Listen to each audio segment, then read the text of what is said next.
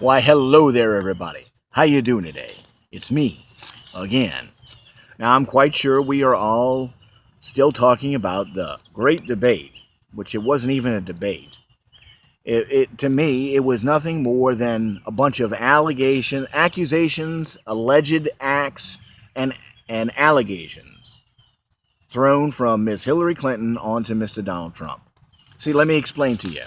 Okay, if you Google accusation, the definition of an accusation is a charge or claim that someone has done something illegal or wrong. Whenever you hear the word allegedly means used to convey that something is claimed to be the cause or have taken place, although there is no proof. And then we have my favorite, the allegation, a claim or assertion that someone has done something illegal or wrong. Typically one made without proof. And these are all done to cast doubt on someone. And to cast doubt, what that means is to cause something or someone to be questioned. Now, doubt, and the definition of doubt is a feeling of uncertainty or lack of conviction. The reason why you want to cast doubt on someone is because you are afraid of being exposed for who and what you are. You're afraid of being caught. So what Hillary Clinton was trying to do and failed miserably is she tried to question the man's character. What has he got to hide? Why won't he release his taxes? He's got nothing to hide.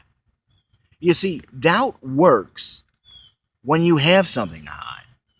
And the reason why Hillary uses it is because she knows that the majority of us, the majority of the world, has something to hide.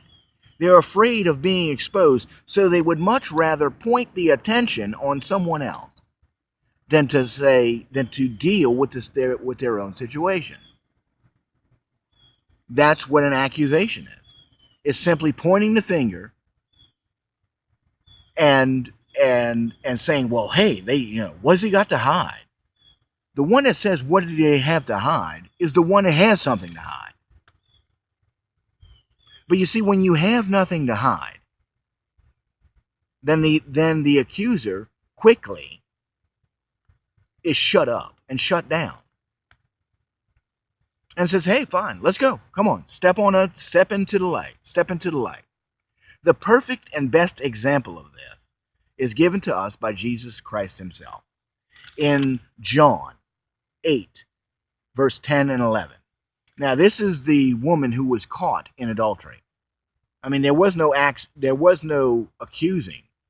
She was caught in the bed with a married man. Okay?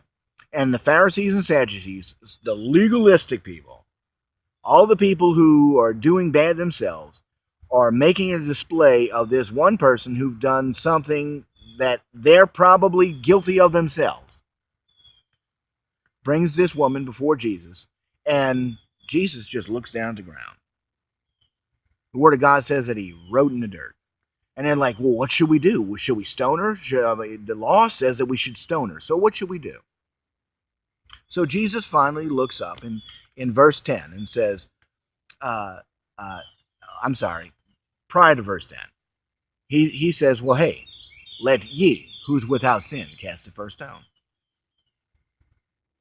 And they all walked away because they all know that they are guilty of something. And in verse 10, when Jesus had lifted himself and saw none but the woman, he said unto her, Woman, where are those thine accusers? Hath no man condemned thee? And in verse 11, she said, No man, Lord. And Jesus said unto her, Neither do I condemn thee. Go and sin no more. So, folks, when these accusations come, meet them head on. The easiest way to defeat an accusation is to not be guilty of any wrongdoing. The easiest way not to be caught in a lie is to not lie. Just saying.